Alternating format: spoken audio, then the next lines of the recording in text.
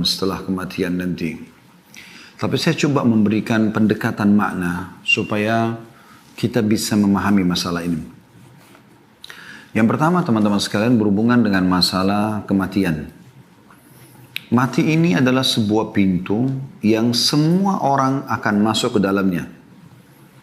Tidak ada sesuatu pun di muka bumi ini, di alam semesta ini, kecuali Allah subhanahu wa ta'ala tentunya, yang ada di atas arsy-Nya, di singgasananya, di atas langit sana, terkecuali itu tentunya, semuanya masuk dalam firman Allah subhanahu wa ta'ala, A'udzu billahi minasyaitonir rajim, kullu nafsin dha'iqatul maut.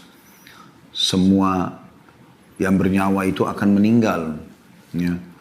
Dan yang dianggap benda mati pun akan hancur dengan terjadinya kiamat. Dan ini adalah satu rukun iman kita yang kelima. Setelah iman kepada Allah, iman kepada malaikat, iman kepada kitab-kitab, iman kepada rasul-rasul, yang kelima adalah iman kepada hari kiamat. Dan hari kiamat ini satu paket beriman tentang prosesi kematian, bagaimana ruh keluar orang beriman, orang kafir, kemudian setelah itu masuk ke alam barzah kuburan, kemudian setelah itu hari kebangkitan atau hari kiamat, yang kita sering ulang-ulangi di Al-Fatihah, Maliki Yaumiddin, Raja pemilik hari kebangkitan. Kemudian setelah itu ada timbangan amal, lalu kemudian ada tempat abadi surga bagi orang yang beriman dan patuh kepada Allah selama di dunia, dan semoga kita termasuk insya Allah ini. Dan ada tempat yang kedua, neraka abadi bagi orang-orang yang kafir dan membangkang. Tentu ada sebagian orang yang beriman yang masih banyak dosanya, yang akan dicuci dulu, dibersihkan dosa mereka di neraka, kemudian masuk ke dalam surga. Ya, kurang lebih seperti itu gambarannya. Tapi saya ingin bicara masalah kematian. Teman-teman sekalian, perlu kita sadarkan diri kita semuanya, terutama saya tentunya yang berbicara pertama, baru kemudian teman-teman yang mendengarkan, kalau mati itu pasti kita lalui. Tidak mungkin tidak. Sehebat apapun Anda menjaga kesehatan Anda, ya, setinggi apapun titel Anda, sebanyak apapun harta, saldo Anda di rekening, investasi Anda di sebuah perusahaan, sebanyak apapun keturunan Anda, atau Anda masih muda, bujang ataupun gadis, atau Anda masih anak-anak, semua bisa menghadapi kematian. Dalam sebuah hadis qudsi disebutkan, pada saat Allah SWT menciptakan Adam, lalu Allah memperlihatkan anak keturunannya. Dan di setiap anak keturunan Adam, di matanya sudah ditulis ajalnya, batas waktu umurnya. Jadi kita semuanya sedang menjalani itu saja, prosesi itu.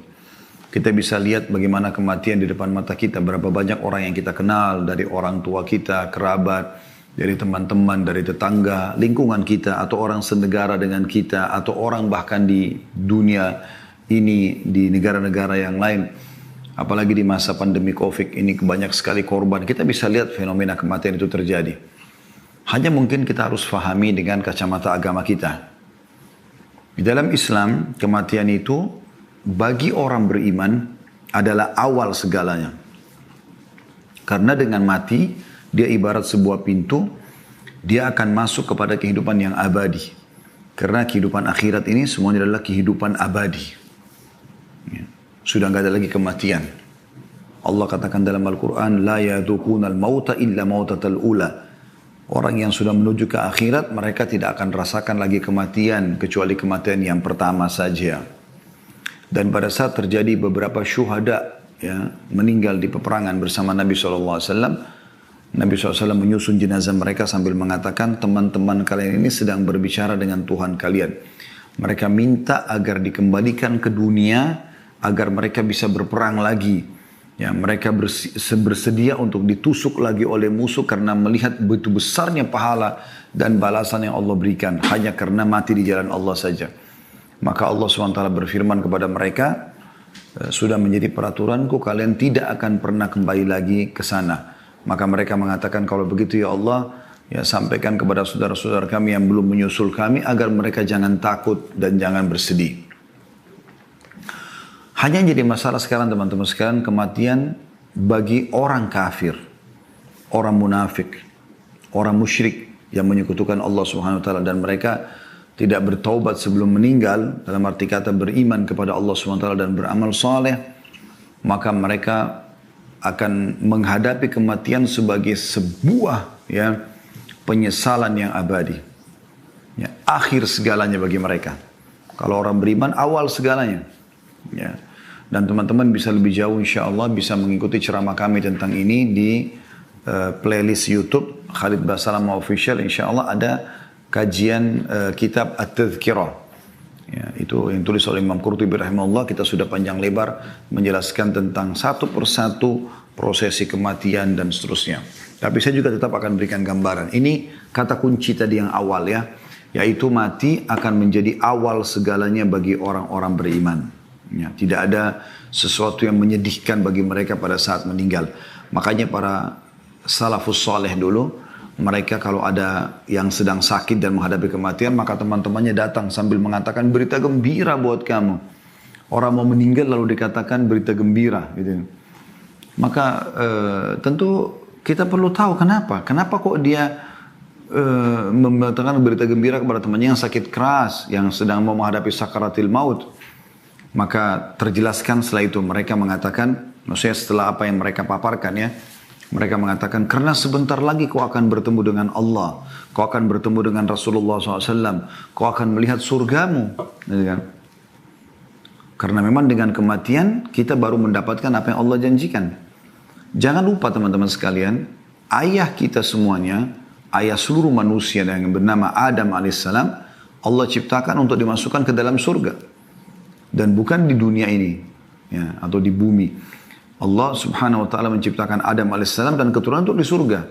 Lalu Allah subhanahu wa ta'ala menguji Adam alaihissalam dengan diturunkan di muka bumi. Lalu diturunkanlah syarat-syarat peraturan-peraturan. Siapa yang patuh dia akan kembali ke surga. Siapa yang membangkang disiapkan tempat lain yaitu neraka. Oleh karena itu teman-teman dari poin ini, setiap orang di antara kita yang punya kerabat yang masih non-muslim ya, Anda berusaha untuk menyampaikan Islam itu. Dan tugas Anda hanya menyampaikan. Usahakan jangan sampai mereka meninggal dunia kecuali dalam keadaan Islam. Sebagaimana Allah SWT mengatakan, وَلَا تَمُوتُنَّ إِلَّا وَأَنْتُمْ مُسْلِمُونَ. Dan janganlah kalian meninggal kecuali dalam keadaan Islam. Baik teman-teman sekalian. Setelah kita menjelaskan tadi tentang masalah kematian sepintas. Allah Subhanahu Wa Taala juga menciptakan segala itu berpasang-pasangan ya. Ini kurang lebih kerangka fikir poin keduanya supaya kita bisa membentuk kerangka fikir tentang apa bahasan kita. Allah menciptakan berpasang-pasangan maksudnya begini. Ada malam dan siang, ada muda dan tua, ada laki-laki dan perempuan, ada sehat dan sakit, ada muda dan tua, ya, ada terang dan gelap, ya, ada benar dan salah. Ya. Ini berpasang-pasangan, ada kanan, ada kiri. Ya. Ini semua berpasang-pasangan. Sebagaimana juga ada hidup, ada mati. Ya. Ada dunia, ada akhirat. Nah, ini sebuah rangkaian teman-teman. Siapa yang memahami ini, maka dia akan sangat tenang melalui kehidupan. Karena pada saat dia sakit, dia tahu, dia pernah sehat. Dan ini pasangan, tidak mungkin dipisahkan. Pada saat dia sehat, dia bersyukur. Pada saat dia sedang sakit, dia bersabar, kan gitu. Pada saat dia lagi kaya, dia bersyukur. Pada saat dia lagi diuji oleh Allah SWT dengan kemiskinan, dia bersabar. Maka selalu begitu, ya. Pada saat masa muda dia isi dengan kesempatan menggunakan tenaganya dalam kebaikan. Pada masa tua, ya, dia tinggal mempertahankan itu. Nah, seperti itu kurang lebih gambarannya. Nah, orang akan bisa stabil hidupnya karena dia melalui itu. Sama dengan ada dunia, ada akhirat, ada hidup, ada mati. Maka kita kalau faham ini, kita akan siap menghadapi kematian. Karena memang toh, kita tahu setelah hidup ini ada mati. Walaupun cuma sekali saja kita mati gitu kan. Sebagaimana dunia ini juga ada, kan ada akhirat. Ibnu Taimiyah rahimahullah berkata, di dunia ini ada surga. Siapa yang merasakannya dan mendapatkannya, maka dia akan mendapatkan juga surga di akhirat. Maksudnya surga bagi orang-orang beriman dengan dia melaksanakan perintah Allah. Karena orang beriman ini teman-teman nikmat sekali. Ya, dia bisa biologis tapi dengan cara halal. Dia boleh makan tapi yang halal. Dia boleh minum tapi yang halal. Dia boleh berinteraksi, bertransaksi tapi yang halal. Dan yang halal lebih banyak daripada yang haram. Yang haram itu sedikit sekali. Seperti misalnya Allah haramkan babi, Allah ganti dengan sapi, kambing, kuda, kelinci, semua hewan-hewan air. Lebih banyak. Allah haramkan zina, Allah ganti dengan nikah. Ya, sama-sama pelampiasan biologis, tapi ini namanya harum, anaknya jelas statusnya, biologisnya juga nikmat karena dia dalam kondisi tenang. Beda dengan zina yang semua diikuti dengan ketakutan-ketakutan dan seterusnya. Pada saat Allah haramkan khamar, Allah halalkan susu, madu, sirup, air putih, banyak yang lainnya. Jadi sebagai ujian. Nah, orang beriman itu sebenarnya menikmati dunia ini dan menjadi surga bagi dia. Kita bisa biologis yang halal, kita bisa makan, minum, berpakaian. Bahkan Islam tidak pernah membatasi kita untuk mengejar yang terbaik dari prestasi di dunia ini. Tapi semua itu kita tunggangi untuk mendapatkan yang terbaik di akhirat. Dan tidak melupakan kalau akhirat adalah target utama. Ya. Baik, berbicara kematian tidak akan pernah luput dari masalah akhirat tentunya ya. Kita coba membahas tentang masalah dunia dan akhirat ini teman-teman sekalian. Beranjak daripada surah Al-Qasas, surah nomor 28, ayat 77. Saya berharap teman-teman bisa membuka ayat ini supaya kita tadabburi bersama-sama. Sekali lagi, surah Al-Qasas, surah nomor 28, ayat 77. Semoga Anda sudah buka tentunya. Allah Subhanahu wa taala berfirman, A'udzubillahi minasyaitonirrajim.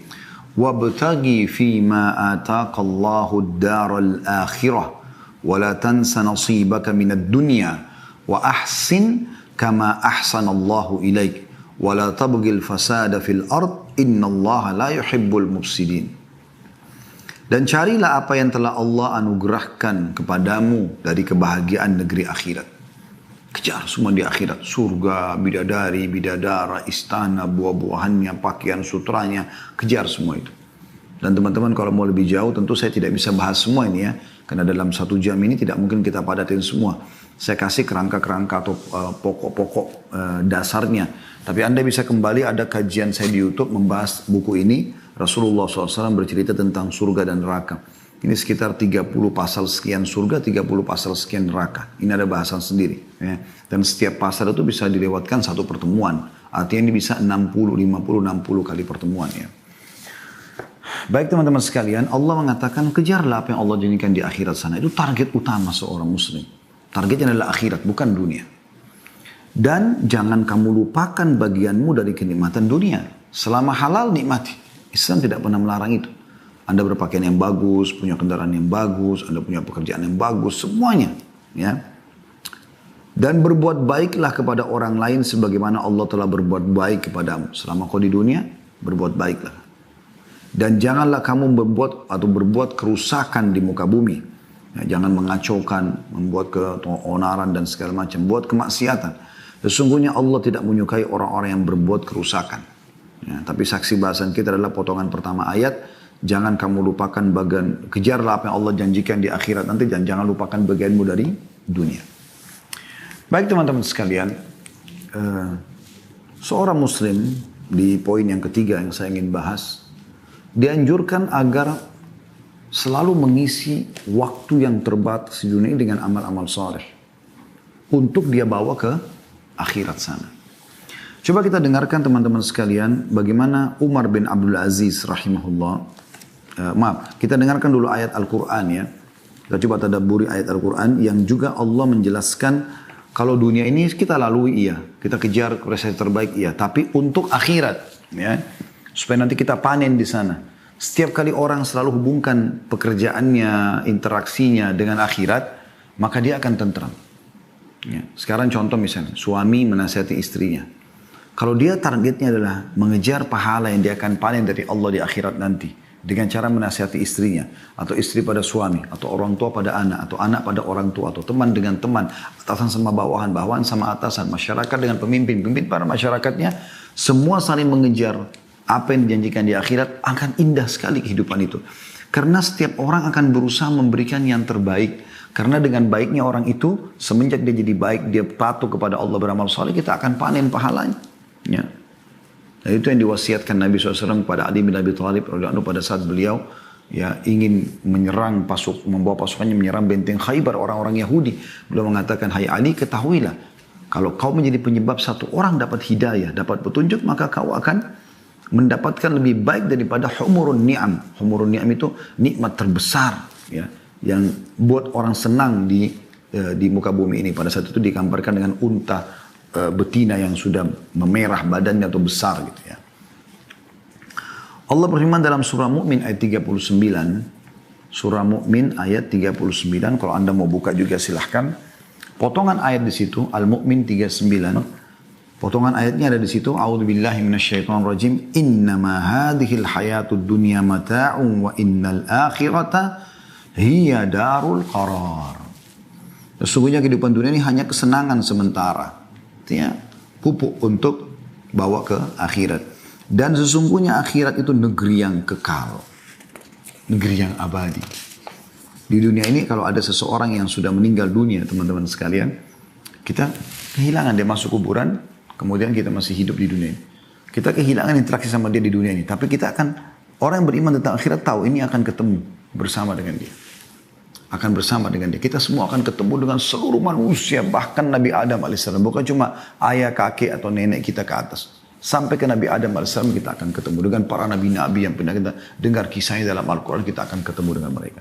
Cuma memang yang penting adalah bagaimana tiket Anda sama dengan orang-orang beriman. Iman dengan amal soleh akan ke surga bersama mereka. Kalau kufur, pembangkangan, kemunafikan, kemusyrikan akan ke neraka bersama dengan orang-orang yang membangkang. Fir'aun dan grup-grupnya tentunya. Nabi SAW menggambarkan tentang bagaimana seorang mukmin selalu menjadikan akhirat sebagai targetnya. Dunia dia lalui iya. Nabi SAW menikah. Nabi SAW punya anak, punya cucu. Nabi SAW punya bisnis, berbisnis. Nabi SAW menjadi pemimpin. Ya. Nabi SAW juga berinteraksi dengan masyarakat, anak kecil, orang tua, laki-laki, perempuan, seperti itu. Dan beliau mengingatkan kepada kita semua dalam hadisnya yang diriwayatkan oleh Tirmidzi, Ibnu Majah, Al-Hakim juga meriwayatkan dan ini disahihkan oleh Syekh Albani rahimahumullah semuanya. Kata Nabi SAW, "Mali walid dunya innama mathali wa mathalud dunya kamathali rakibin qala fi dhilli syajaratin thumma raha wa tarakaha." Aku sama sekali tidak memiliki keakraban dengan dunia. Perumpamaanku dengan dunia bagaikan seseorang yang berada dalam perjalanan. Dia beristirahat di bawah sebuah pohon rindang, lalu dia pergi dan meninggalkannya. Ya, jadi artinya seorang mukmin bukan menjadi target utamanya dunia. Bahkan para sahabat, ya, dinukil dari para tabi'in, dikatakan bahwasanya saya telah menemui orang-orang, maksudnya dari kalangan sahabat Nabi, yang tidak pernah sama sekali mereka merasa sedih dengan hilangnya dunia dari mereka. Atau apapun dari urusan dunia ini. Mereka lebih merasa sedih kalau ketinggalan sholat subuh berjamaah. Mereka lebih sedih daripada ketinggalan sholat tahajudnya. Mereka sedih kalau tidak sempat bersedekah. Kalau tidak sempat membaca Al-Quran. Itu yang mereka sedih. Karena targetnya akhirat. Targetnya akhirat. Dunia datang, alhamdulillah, dia berusaha maksimal. Tidak datang atau luput dari dia, maka dianggap kecil bagi dia. Asal jangan sesuatu yang akan dia bawa menuju ke akhirat ini yang hilang. Dan Nabi SAW juga mengingatkan kepada kita, kun fid dunya ka'annaka gharibun aw abiri sabil. Jadikan dirimu di dunia ini seperti orang yang asing atau hanya orang yang melintas saja. Hadis riwayat Bukhari. Hadis riwayat Bukhari. Juga Nabi SAW bersabda, iktarabatis sa'ah. وَلَا يَزْدَادُ النَّاسُ عَلَى الدُّنْيَا إِلَّا حِرْصًا وَلَا يَزْدَادُونَ مِنَ اللَّهِ إِلَّا بُعْدًا. Hari kiamat telah dekat. Sudah banyak. Miliaran orang melewat sebelum kita sudah meninggal semuanya. Kita pun akan masuk dalam keramaian itu, akan meninggal juga. Kemudian akan datang generasi setelah kita sampai terjadi kiamat. Lalu dibangkitkan semuanya. Ya, enaknya kita sebagai orang beriman sudah dapat bocorannya itu teman-teman sekalian. Kata Nabi SAW, hari kiamat telah dekat. Karena sudah tinggal sedikit, ini ujung-ujungnya saja kita hidup di akhir-akhirnya. Ya, sampai kata Nabi SAW, hitunglah termasuk tanda-tanda kiamat adalah meninggalnya aku. Dan Nabi SAW sudah meninggal 1400 tahun yang lalu. Hari kiamat sudah dekat. Tidak ada yang bertambah dalam diri manusia terhadap dunia melainkan ketamakan saja. Ada orang yang terlalu berlebihan, dunia aja dan tidak mau berpikir akhirat. Sehingga dia tidak perlu tahu itu halalkah, itu haramkah. Intinya dia dapatkan sikut sana, sikut sini, menipu sana, menipu sini, durhaka sama orang tua dan segala macam. Dan mereka tidak bertambah kepada Allah melainkan semakin jauh saja. Yahya bin Mu'adz mengatakan, rahimahullah, aku sama sekali tidak memerintahkanmu untuk meninggalkan dunia. Akan tetapi aku memerintahkanmu untuk meninggalkan dosa-dosa. Jadi selama dunia nikmati silakan, selama halal. Tapi jangan masuk pintu dosa. 5 huruf ini halal jaga, 5 huruf yang lain haram jauhi. Meninggalkan dunia hanya merupakan keutamaan, sedangkan meninggalkan dosa adalah sebuah kewajiban. Dan menegakkan kewajiban lebih penting bagimu dibandingkan kewajiban atau kebaikan-kebaikan dan keutamaan yang sifatnya tidak wajib. Ada sebuah statement yang menarik dari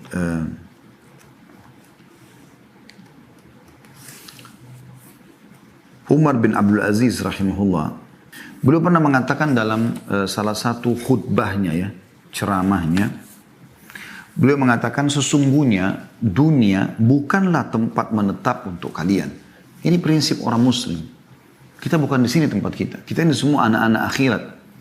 Kita akan menuju ke surga yang memang dasarnya ayah kita Adam alaihissalam diciptakan untuk itu. Insya Allah kita termasuknya. Sesungguhnya dunia bukanlah tempat menetap untuk kalian. Karena Allah telah menentukan baginya kefanaan. Akan hilang dunia ini. Akan terjadi kiamat, hancur semuanya. Dan Allah telah menentukan bahwa penghuninya akan pergi. Meninggalkan dunia semua. Berapa banyak bangunan yang sangat kokoh menjadi roboh hanya dengan sedikit sebab. Gempa dan yang sejenisnya. Berapa banyak penghuninya yang bersenang-senang di dalamnya lenyap hanya dengan sedikit sebab. Banyak cuplikan di YouTube ya. Lagi joget-joget mati. Lagi duduk di pinggir pantai kena tsunami. Terjadi gempa, hancur segala macam. Kata beliau, maka perbaikilah. Semoga Allah merahmati kalian semua. Perjalananmu itu dengan sebaik-baik barang bawaan yang kalian miliki. Dan berbekallah. Dan sesungguhnya sebaik-baik bekal adalah takwa. Maksudnya kepatuhan kepada Allah. Allah perintahkan kerjakan, Allah larang jauhi.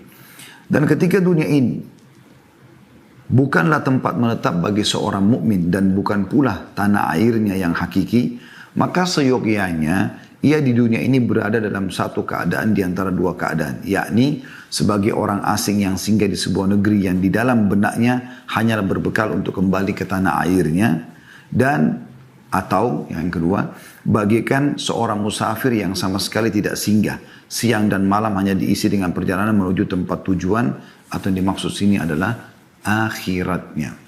Ya, akhiratnya. Jadi ini sebuah statement yang menarik ya. Beliau mengatakan dalam khutbah yang lain juga, setiap perjalanan membutuhkan bekal, maka bekalilah diri kalian dengan takwa untuk perjalanan dari dunia menuju akhirat. Jadilah seperti orang yang benar-benar diancam dengan siksa Allah sehingga kalian merasa takut dan berharap. Dan janganlah merasakan tenggang waktu yang masih panjang sehingga hati menjadi keras dan akhirnya kalian tunduk kepada musuh. Karena sungguhnya panjang angan-angan bagi orang yang tidak tahu bahwa dia tidak akan menemukan waktu sore ketika dia berada di waktu pagi, dan bagi orang yang tidak tahu bahwa dia tidak akan menemukan waktu pagi ketika dia berada di waktu sore. Padahal kematian sebenarnya telah ditetapkan baginya pada waktu itu. Teman-teman yang ikuti acara kita ini, saya ingin berbagi teman-teman sekalian. Apa yang menjamin sekarang saya dan Anda? Saya mungkin di ruangan ini, Anda mungkin di tempat Anda masing-masing. Seseorang di antara kita tiba-tiba melihat malaikat maut. Dan itu pasti terjadi. Tidak mungkin tidak. Anda tidak akan mungkin bisa luput dari itu. Dan itu hanya Anda yang menyaksikannya. Anda kalau ketik di YouTube kematian tiba-tiba, banyak sekali cuplikan. Ya, hanya untuk ambil pelajaran saja. Ada orang lagi ngobrol sama teman yang tiba-tiba jatuh. Ada orang yang lagi mabuk-mabukan nyanyi-nyanyi jatuh. Ada juga orang yang lagi ceramah meninggal. Orang baik, orang jahat semua akan mati. Bahkan orang nabi-nabi pun sudah meninggal. Dan pada saat itu teman-teman, kita udah gak bisa buat apa-apa. Pada saat malaikat maut itu datang, kita tidak bisa buat apa-apa. Yang ada cuma penarikan ruh. Apa kata Nabi SAW? Kalau orang beriman akan melalui kematian, maka akan datang kepadanya 3 sosok malaikat. 1 malaikat maut di ubun-ubun kepalanya, 2 malaikat kasih sayang di kiri kanannya, membawa kain kafan dari surga. Kemudian malaikat maut akan mengatakan, hai jiwa yang baik, keluarlah kepada rahmat dan karunia Tuhanmu. Maka roh itu keluar dengan sangat cepat seperti air dari mulut kendi. Belum sesaat keluar, dipegang oleh malaikat rahmat kasih sayang tadi, lalu dibungkus dengan kain dari surga, lalu dibawa ke langit, menembus 7 lapis langit, menghadap kepada Allah Subhanahu Wa Taala. Ya. Kemudian setiap malaikat yang dilewati oleh roh tersebut bertanya kepada malaikat yang membawanya, siapa ini? Roh siapa ini? Karena mengeluarkan bau lebih wangi dari kasturi. dari bau kasturi. Semoga kita insya Allah termasuk itu. Maka malaikat rahmah mengatakan, Fulan bin Fulan, namanya yang paling baik di dunia. Ini penyampaian Nabi SAW, bukan penyampaian saya. Ya, ini wahyu yang diberikan bocorannya kepada kita. Bagaimana prosesi orang kalau meninggal itu. Maka malaikat-malaikat mengatakan, semoga Allah membiarkan ruhnya lewat di sisi kami, karena wanginya. Lalu terdengarlah suara dari langit mengatakan, catatkan hambaku ini termasuk penghuni surga, kembalikan dari dunia, karena di sana saya ciptakan, di sana pula saya akan bangkitkan. Maka dikembalikan ruhnya bersamaan dengan jasadnya diantar oleh para kerabatnya atau tetangga-tetangganya. Pas tiba di kuburan dimasukkan, kata Nabi SAW, 3 langkah mereka pulang, dia masih bisa mendengarkan suara sendalnya. Kemudian, ya, datanglah 2 malaikat, Munkar dan Nakir, mendudukkannya lalu menanyakan, siapa Tuhanmu, siapa Nabimu, apa kitabmu. Mungkin Anda sudah sering dengar cerita orang-orang tua kita dan guru-guru ngaji kita waktu kecil masalah ini ya. Dan ini benar terjadi. Nabi SAW sampaikan dalam hadis sahih. Lalu menanyakan kepadanya, siapa Tuhanmu, siapa Nabimu, apa kitabmu. Kalau dia orang beriman, kata Nabi SAW, maka dia masuk dalam firman Allah, yuthabbitullahu alladhina amanu bil qawli tsabit fil hayatid dunya wa fil akhirah. Allah akan menetapkan di lisan orang-orang beriman untuk bisa menjawab.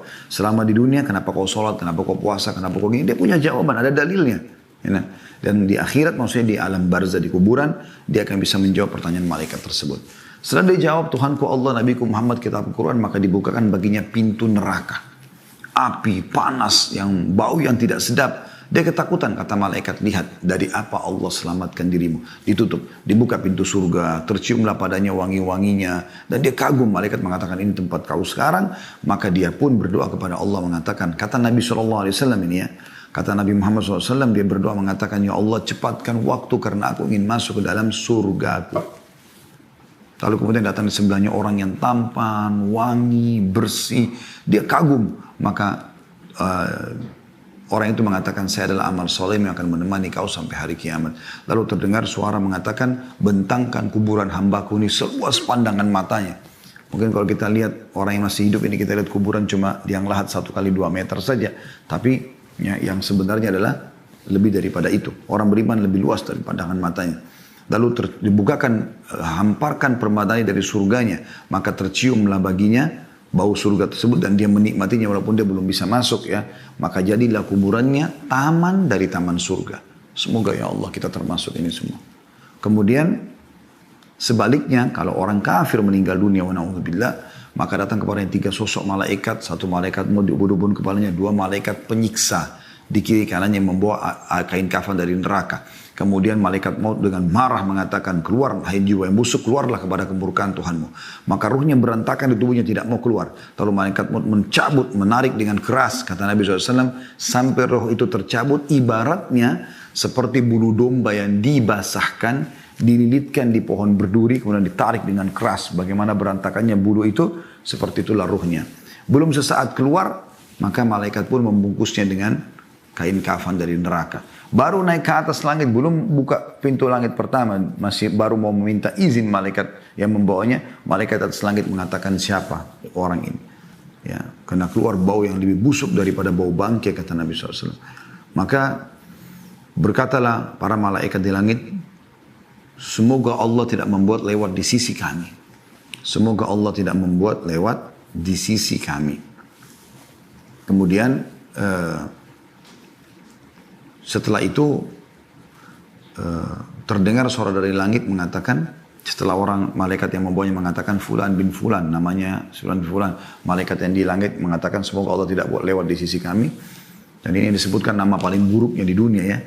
Kemudian terdengar Allah berfirman subhanahu wa ta'ala, catatkan hambaku ini termasuk penghuni neraka, karena di sana dan kembalikan di dunia, di sana saya ciptakan, di sana pula saya bangkitkan. Lalu diantar ruhnya bersamaan jasadnya dimasukkan ke dalam liang lahat. 3 langkah pengantarnya pulang, dia masih bisa dengar suara sendal. Setelah itu sudah tidak lagi. Lalu malaikat Munkar Nakir datang mendudukkan dia, lalu menanyakan siapa Tuhanmu, siapa Nabimu, apa kitabmu. Walaupun teman-teman hafal mati jawabannya ini, maka dia akan masuk dalam hadits ini. Kata Nabi SAW, dia akan mengatakan, innama aqulu kama kana yaqulun nas. Saya nggak tahu, saya cuma ikut-ikut dulu orang bilang apa, gitu. Nah, akhirnya setelah itu dibukakan baginya pintu surga. Dia lihat permadani, buahannya, pelayannya indah sekali, baunya wangi. Lalu dia Gembira, tapi kata malaikat, lihat dari apa kau haramkan dirimu. Harusnya kau bisa masuk sini, tapi kau sendiri yang buat ini. Ditutup, dibuka pintu neraka. Panasnya, bau busuknya, segala macam. Kata malaikat, ini tempat kau. Tidak bisa kau lari dari sini. Maka dia pun mengatakan, ya Allah jangan cepatkan waktu karena aku tidak ingin masuk ke nerakaku. Lalu datang di sebelahnya orang yang busuk tampangnya, menakutkan. Lalu kemudian dia mengatakan, siapa kamu ini? Kata orang tersebut, saya amal burukmu, dosamu yang akan menemani kau sampai hari kiamat. Wa na'udzubillah. Kemudian Allah utus, dalam penutup riwayat Bukhari disebutkan, Allah utus malaikat yang tidak punya penglihatan dan pendengaran yang membawa sebuah besi, yang kalau besi itu seluruh jin dan manusia bersatu untuk membalikkan, mereka tidak akan mampu. Lalu dihantamkan ke orang ini sehingga dia hancur, lalu diutuhkan kembali, dihantam lagi, begitu terus sampai hari kiamat. Riwayat yang lain menyebutkan maka kuburan, ya, dinding kuburannya akan menjepit tubuhnya sampai tulang rusuknya seperti ini. Dan Nabi SAW menyatukan jari-jari beliau. Ya. Jadi sebagian ulama mengatakan dua riwayat ini bisa digabungkan antara dia dipukul sama diremukkan, gitu kan. Begitu terus sampai hari kiamat, maka jadilah kuburannya lubang dari lubang neraka. Ada sebuah riwayat juga atau athar menyebutkan pada saat dia dipukul dia teriak dan semua makhluk Allah mendengarkan kecuali jin dan manusia. Dan kalau mereka mendengarkan mereka akan meninggal seketika. Saudaraku seiman, hal-hal seperti ini adalah hal imaniyah, masalah keimanan. Dan ini kalau Anda membuka hati Anda dengan keimanan, Anda bisa merenungi tentu hal-hal seperti ini. Kalau Anda hadir di pengajian kita ini bukan dengan keimanan, maka mungkin Anda tidak akan tersentuh dengan hal seperti ini. Syukurlah teman-teman sekalian kita dapat bocorannya seperti ini. Dan tidak ada ruginya Anda mengambil informasi ini. Tidak ada rugi sama sekali. Malah akan membuat kita menjadi orang lebih baik. Kenapa kita jadi lebih baik? Karena kalau kita tahu ada akhirat, ada hisab. Agama ini sebenarnya teman-teman menyuruh kita jadi orang baik kan gitu. Kita disuruh jujur, amanah, tanggung jawab, bakti sama orang tua, jenguk orang sakit, menyenangkan orang, apalah, berbuat baik, bersedekah dan seterusnya. Dan semua punya keutamaan-keutamaan yang akan kita bawa ke akhirat.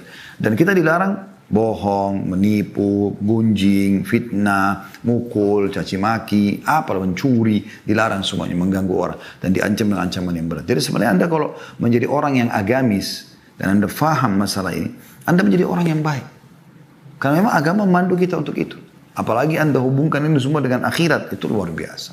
Kehidupan Anda akan sangat mudah ya Anda lalui tentunya. Baik teman-teman sekalian, itu gambaran lebih dalam tentang masalah bagaimana prosesi kematian. Ya. Saya masih ingin menitik beratkan sebuah hadis tentang bagaimana seorang mukmin boleh berprestasi di dunia. Tapi ingat, prestasinya yang halal. Dan usahakan Anda selalu hubungkan dengan akhirat. Apa kata Nabi SAW? Innamad dunya li arba'ati nafar. Dunia ini penghuninya ada 4 saja. Ya, 4 golongan gitu. Abdun razaqahullahu malan wa ilman. Fahuwa yattaki fihi rabbah. Wa yasilu fihi rahimah. Wa ya'lamu lillahi fihi haqqa. Fahadha bi afdalil manazil.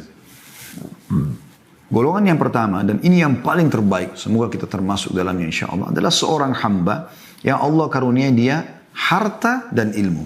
Malan wa ilman. Kemudian dia bertakwa kepada Allah di keduanya.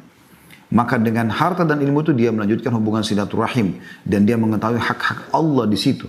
Dia bersedekah, dia zakat, ya, dia bersyukur. Maka ini adalah yang paling afdal di antara 4 golongan ini.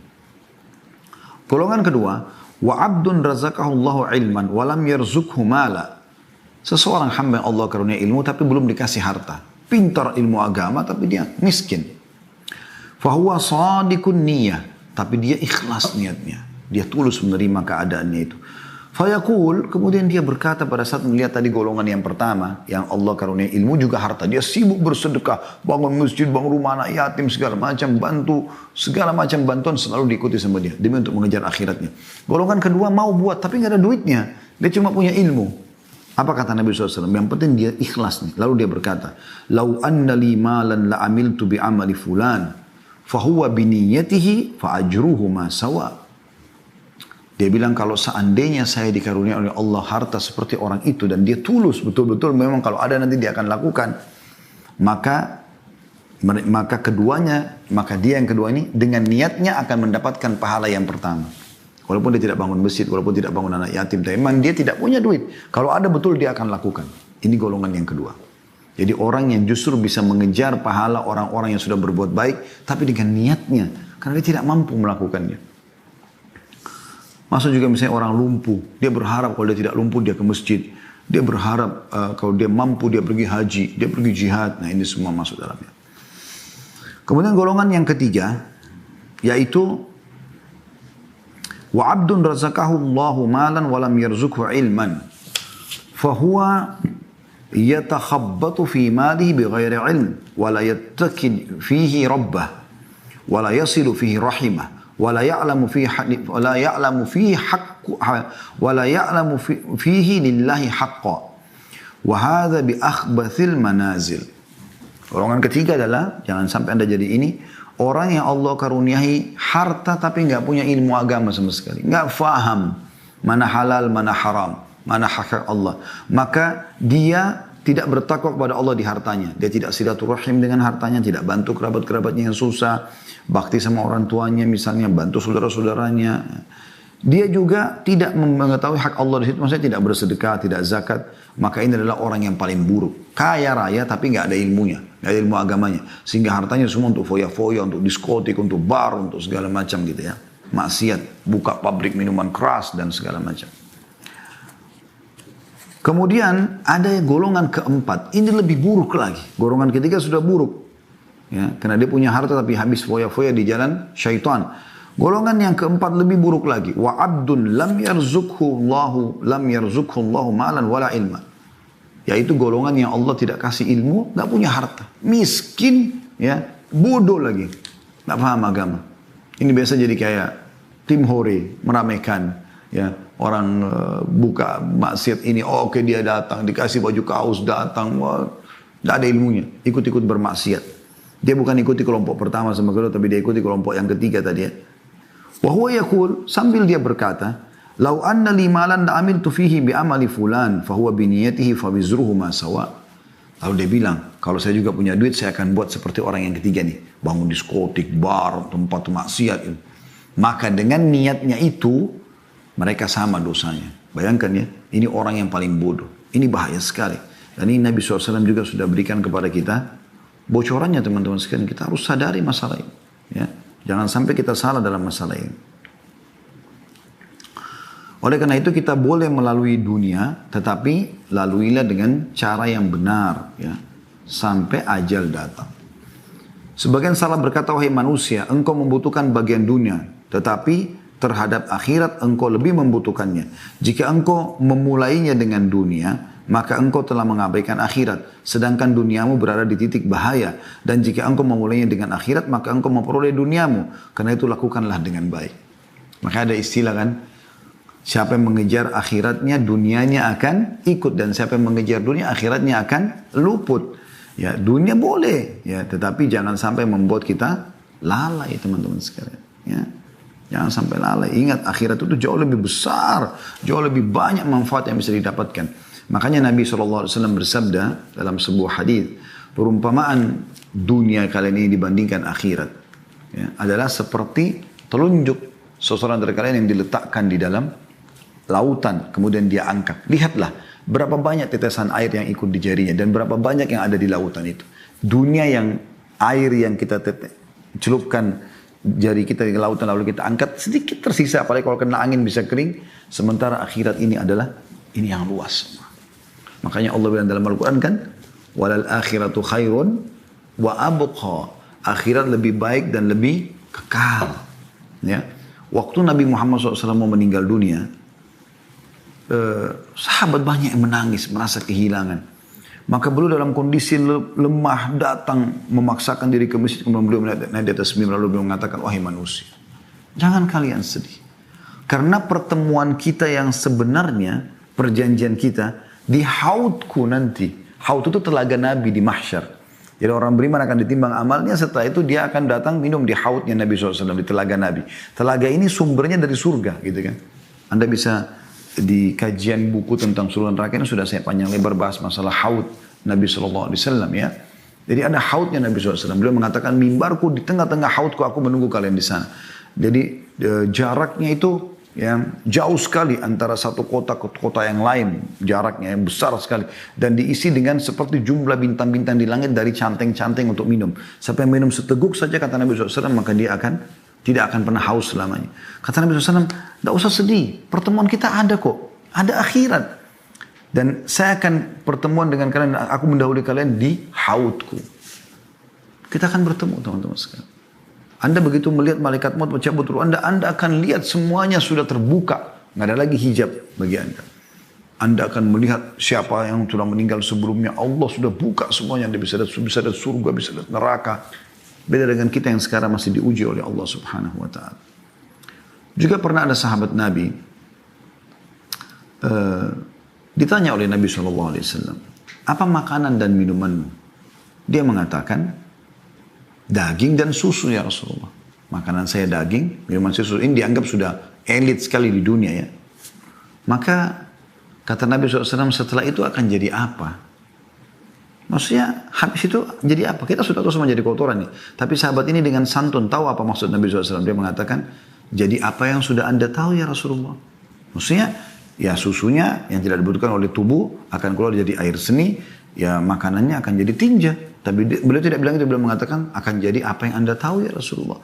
Kata Nabi SAW, sesungguhnya Allah menjadikan perumpamaan dunia ini seperti ya apa yang keluar dari manusia dari sisa atau ampas makanan dan minuman itu.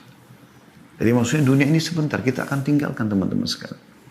Dan kematian pintu untuk menuju ke sana. Oleh karena itu kita coba hidup untuk akhirat, jangan yang lainnya. Bagaimana kita hidup untuk akhirat kita? Ya, kita tahu setelah kematian itu ada kehidupan di sana, bukan tidak ada kehidupan. Dan itu adalah salah satu rukun iman kita tentunya. Oleh karena itu para sahabat, para tabi'in, orang-orang saleh, mereka selalu saja berbuat hal-hal yang baik dan selalu mereka tarikkan adalah akhirat, adalah akhirat, adalah akhirat. Selalu begitu wasiat-wasiatnya tentang akhirat. Pernah Hasan Basri rahimahullah jalan mengantar jenazah, lalu beliau sambil berzikir. Ada satu anak muda di sebelahnya, lalu bertanya, wahai imam, imam ini kalau kita kayak kiai, kenapa Anda berzikir? Kata beliau, berzikirlah wahai anak muda. Karena yang sedang kita antar sekarang ini, jenazah ini, nggak bisa lagi berzikir. Setiap ada kesempatan beramal soleh teman-teman jangan sia-siakan. Kesempatan emas. Anda yang masih ikutin acara ini, Anda masih punya kesempatan emas. Selama Anda hidup walaupun cuma sehari lagi, itu adalah kesempatan emas untuk beramal soleh, menambah amal Anda. Jangan sia-siakan. Pernah Talha bin Ubaidillah rahimahullah mimpi, kebetulan ada 3 orang dari suku Uzrah masuk Islam, 3-tiganya. Kemudian Nabi SAW menawarkan siapa yang mau menaungi 3 orang ini. Tinggal di rumahnya. Kata Talha, saya ya Rasulullah. Kebetulan Talha bin Ubaidillah orang kaya. Salah satu dari 10 sahabat yang jamin masuk surga. Kata Talha, terjadi peperangan di zaman Nabi SAW. Dalam kisah ini tidak disebutkan peperangan yang mana. Lalu salah satu dari 3 ini ikut berperang lalu mati syahid. Beberapa waktu setelah itu ikut lagi orang yang kedua dari mereka. Perang mati syahid juga. Sebulan setelah itu meninggallah, atau beberapa hari setelah itu meninggallah orang yang ketiga, tapi mati di atas ranjang, bukan mati di medan perang. Kata Talha bin Ubaidillah, saya mimpi Allah perlihatkan saya surga, gitu kan? Dan saya diperlihatkan yang pertama masuk surga, yang paling depan adalah orang yang mati di atas ranjangnya. Lalu di belakangnya adalah orang yang mati syahid yang kedua, lalu yang paling belakang adalah orang yang pertama mati syahid. Kata Talha, saya pun kagum dengan itu. Maksudnya Talha mungkin berpikir yang paling layak di depan mungkin orang yang mati syahid pertama, karena pertama berkorban di jalan Allah gitu ya. Maka aku pun menanyakan itu kepada Nabi SAW. Kata Nabi SAW, wahai Talha, bagaimana bisa kau heran? Sementara yang meninggal tadi ya, yang meninggal lebih lama itu, maksudnya yang meninggal walaupun bukan mati syahid, sempat sholat sekian lama. Sempat melakukan ibadah-ibadah, riwayat lain, sempat mendapatkan Ramadan. Ya. Jadi kalau Allah masih kesempatan Anda, memberikan kesempatan Anda walaupun cuma sehari, itu sudah luar biasa. Kalau ada orang seumur dengan Anda atau tahunnya sama atau tanggal lahirnya sama, ini sudah meninggal dunia, Anda masih hidup, Anda masih diberikan kesempatan. Luar biasa, jangan sia-siakan. Teman-teman demi Allah, seseorang yang meluputkan amal-amal soleh yang dia punya kesempatan, dia berharap kembali ke dunia dan memperbaiki masalah itu. Dia berharap nanti kalau meninggal, balik ke dunia, sujud sekali kemudian dia meninggal dunia. Karena pentingnya dengan amal soleh itu, atau butuhnya dengan amal soleh. Yang lalu-lalu kita tidak bahas, tapi ke depannya kita harus perbaiki masalahnya teman-teman sekalian. Bagaimana kita selalu punya persiapan yang terbaik untuk yang kita bawa menuju ke akhirat sana. Ya. Ini penting, dan ingat hadis Nabi SAW sebagai penutup, dan kita buka pertanyaan setelah ini. Kalau orang atau anak Adam meninggal dunia akan ikut ke kuburan, 3. Hartanya, keluarganya, amalnya. Dan akan pulang 2. Akan pulang hartanya. Mobil Alphard Anda, mobil Ferrari Anda paling jauh diparkir di pagar kuburan. Tidak mungkin masuk ke liang lahat. Akan pulang jadi warisan. Keluarga, istri sayang sama istri suaminya, atau suami sayang sama istrinya. Apa yang terjadi? Paling jauh di atas kuburan. Ya. Setelah itu gak mungkin dia nginap, dia akan pulang. Dia bisa menikah lagi sama orang lain dan seterusnya. Yang tinggal adalah amal. Nah ini yang sering kita lalaikan. Ya sholat kita, ya puasa kita, ya ibadah kita. Yang sebenarnya akan menemani kita. Anda kalau sedang melakukan satu ibadah teman-teman, yakinlah ibadah ini akan kita temukan hasilnya. Bukankah Allah SWT mengatakan, وَمَنْ يَعْمَلْ مِثْقَالَ ذَرَّةٍ خَيْرًا يَرَى. Siapa yang berbuat seperti biji sawi dari kebaikan dia akan lihat, diperlihatkan untuknya. وَمَنْ يَعْمَلْ مِثْقَالَ ذَرَّةٍ شَرًّا يَرَى. Siapa yang berbuat seperti biji sawi dari keburukan dia juga akan diperlihatkan, aku akan lihat. Maka kita harus sadari masalah ini. Jangan sia-sia